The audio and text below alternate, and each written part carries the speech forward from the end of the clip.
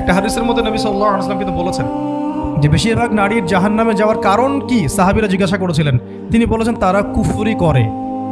কি কুফরি করে? তারা কি আল্লাহর সাথে কুফরি করে? নবীজি বলেছেন না, বরং তারা সারা জীবন স্বামীর যে দিয়ে যাওয়া যে স্যাক্রিফাইস বা অধিকার, এটাকে হঠাৎ করে অস্বীকার করে বসে, হঠাৎ কোনো একদিন অস্বীকার করে বসে। এটার কারণে দেখা যায় আল্লাহ পাক নারাজ হয়ে যান। আল্লাহ রাব্বুল আলামিন তো একজন ব্যভিচারী নারীকেও জান্নাত দিয়েছেন মাত্র কুকুরকে পানি পান করানোর কারণে।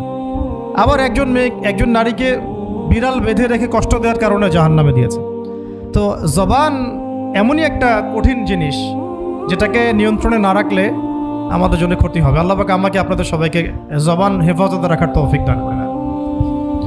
আর কিছু বিষয় হচ্ছে, কিছু শাসন সমাজে থাকে, মানে পরিবারের মধ্যে থাকে। এই শাসনগুলো কখনোই মেয়েদেরকে বিপথে নিয়ে যাওয়ার জন্য নয়, বরং যে আপনাকে